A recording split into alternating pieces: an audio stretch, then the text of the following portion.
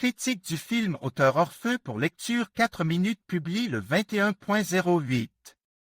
2021 mis à jour le 21.08.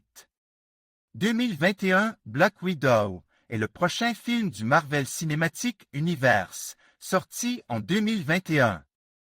Le personnage de Scarlett Johansson méritait depuis longtemps un film solo, car déjà la plupart des héros de The Avengers ont reçu leur film à leur nom, mais elle, qui est l'un des acteurs les plus importants, ne l'a pas fait. Mais ce jour est enfin arrive, et les fans peuvent voir la prochaine création du studio américain, le film tant attendu sur Natasha Romanoff.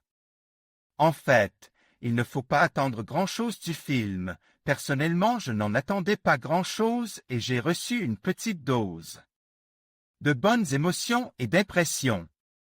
Il se trouve que Marvel ne réussit pas toujours à créer des chefs-d'œuvre dans le genre des films de super-héros en solo, bien que cela semble être leur créneau principal, dans lequel il n'y a presque pas de concurrence.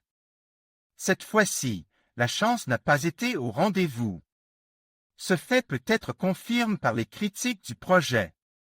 Par exemple, le film n'obtient que 6,1 points sur le moteur de recherche russe, ce qui est assez faible pour les représentants des films de Marvel Studios.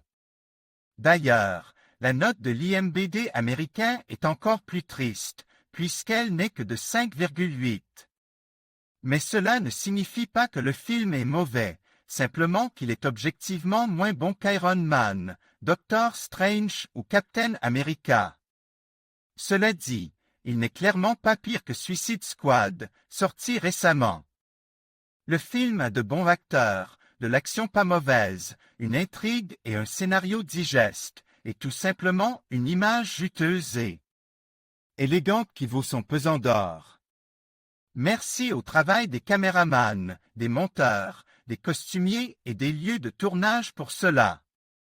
Le film a d'ailleurs été tourné en Amérique. Il raconte la jeunesse de Natasha Romanoff et comment la jeune fille est arrivée à une telle vie, que l'on voit à l'écran dans la suite chronologique d'Avengers et d'autres films des Marvel Studios. La ville choisie pour le film est Atlanta, où les artistes et l'équipe de production ont réussi à créer une banlieue abstraite de la ville de l'Ohio. En la regardant, on a l'impression qu'il s'agit d'un monde fictif inventé par des artistes et des scénaristes, dans l'esprit d'une ville typique des États-Unis. Dans le film, tout est fait à un niveau moyen, c'est-à-dire que chaque élément de la bande est sur une barre descente, ne tombant pas, mais ne sautant pas non plus trop haut, ce qui n'est pas la meilleure chose à faire pour les fans de l'univers. La musique est bonne, les acteurs jouent bien, les effets spéciaux sont toujours aussi bons. Les seules questions qui se posent concernent le scénario et l'intrigue du film. Je pense que les fans de Marvel ne s'attendaient clairement pas à cela. Mais si l'on ferme les yeux sur le scénario bancal et l'intrigue peu convaincante, on peut prendre un plaisir agréable à l'intégration d'idées et de scènes des Avengers dans l'histoire. C'est en fait là que le film commence, puisque l'action se déroule après The First Avenger, dans lequel Captain America et Iron Man se livrent leur dernier combat. Black Widow, comme vous vous en souvenez peut-être, était du côté de Chris Evans, et a donc été poursuivie pour avoir violé le pacte Zakavien. Pour cette raison, la veuve s'est réfugiée en Norvège, où elle se cache des agents américains et du bouclier. Cela comprend également le final du film et la scène du générique de fin. Le film lui-même s'inscrit parfaitement dans la structure des Avengers et de l'ensemble de l'univers Marvel. Nous pouvons donc tirer la conclusion suivante. En tant que film hôtelier, il s'agit d'un film assez moyen, qui ne mérite l'attention que des fans les plus ardents. Mais si vous le regardez sous l'angle d'une série de quelques grandes séries télévisées, vous pouvez l'apprécier. J'imagine que si le film arrivait juste après le final d'Avengers, on pourrait vraiment s'extasier. En l'état, indépendamment de tout le reste, l'image n'est pas impressionnante. Ce n'est clairement pas le meilleur travail de Kate Shortland. Ce film vaut-il la peine d'être vu? Tout d'abord, si vous êtes un fan de l'univers Marvel et que vous avez déjà vu tous les films, vous devriez absolument le regarder.